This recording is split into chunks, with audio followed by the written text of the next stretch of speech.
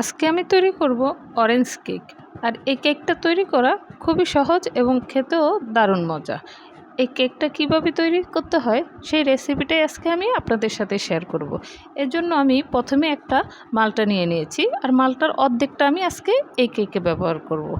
আমি মালটাটার আগে খোসাগুলো গ্রেট করে নেব। আমি এখানে খোসাগুলোও ব্যবহার করব। খোসাগুলো ভালো করে কেটে নিতে হবে, যেন সাদা অংশটা না যায়, শুধু হলুদ অংশগুলো দিতে হবে। এটা কি হবে, কামড়ে পড়লে এটার একটা সুন্দর ঘ্রাণ আসবে। এরপরে আমি এই অর্ধেক মালটার রসগুলো এখানে দিয়ে দিব। আমি 4টা ডিমের কেক বানাবো, সেজন্য আমি এখানে অর্ধেকটা মালটা পুরো দিয়ে দিলাম। দেওয়ার পরে আমি এখানে দিয়ে দিচ্ছি সেই 4টা ডিম।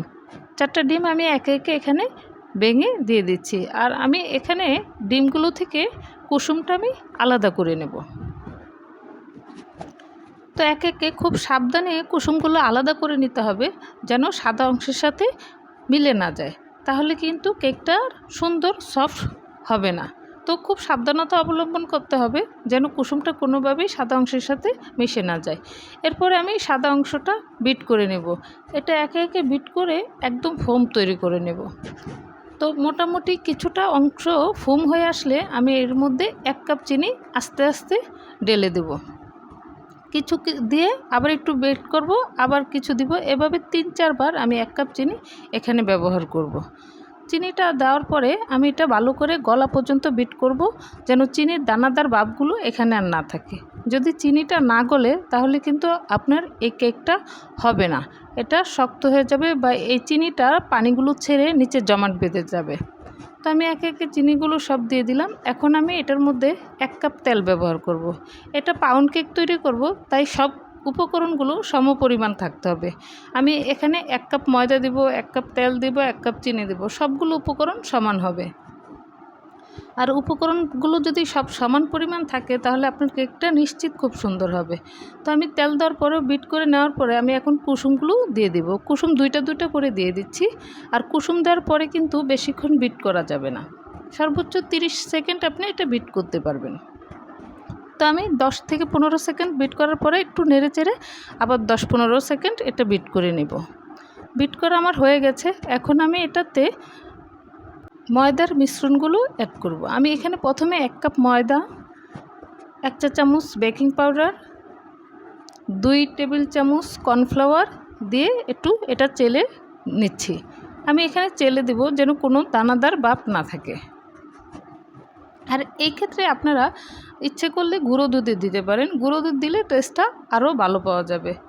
তো আমি সেটা দিচ্ছি না, আমি ময়দাটা 2 বার আস্তে আস্তে করে মিলিয়ে নিচ্ছি। আপনারা এভাবে আস্তে আস্তে করে আলতো হাতে এটা মিশিয়ে নেবেন। বেশি তাড়াহুড়ো করার দরকার নেই, বেশি তাড়াহুড়ো করলে আপনার ফোমটা নষ্ট হয়ে যেতে পারে। তো আমার মিশ্রণটা মিশানো হয়ে গেছে।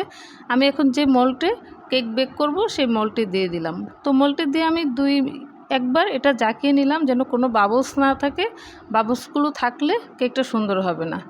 তো আমি এই যে দিয়ে দিলাম, আর আমি 160 ডিগ্রি সেলসিয়াসে প্রায় 35 মিনিটের মতো আমি এখানে দিয়ে দিচ্ছি। তো এই যে দেখতে পাচ্ছেন আমার কেকটা কিন্তু খুব সুন্দরভাবে আস্তে আস্তে ফুলে উঠেছে। তো এই যে 35 মিনিট পর আমি দেখে নিচ্ছি যে কেকটা হয়েছে কি না। তো দেখলাম পিকের মধ্যে একদম সুন্দর হয়ে আসছে, কোনো রকম লেগে নেই। আমার কেকটা কমপ্লিট হয়ে গেছে। এখন আমি এটা আপনাদের কেটে দেখাচ্ছি কীরকম হয়েছে। আপনারা নিশ্চয়ই দেখেই বুঝতে পাচ্ছেন যে কেকটা কীরকম হয়েছে, কত সুন্দর সফট এবং লোভনীয় হয়েছে।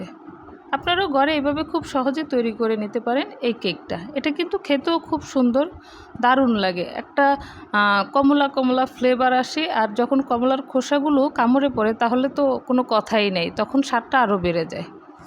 আপনি এবং আপনার বাচ্চাদের এগুলো টিফিনে তৈরি করে দিতে পারেন এবং খেতে পারেন। এটা কিন্তু যেমন তৈরি করা সহজ, তেমনি খেতে ভালো। সবাইকে অসংখ্য ধন্যবাদ। সবাই ভালো থাকবেন, সুস্থ থাকবেন। ভিডিওটি দেখার জন্য ধন্যবাদ।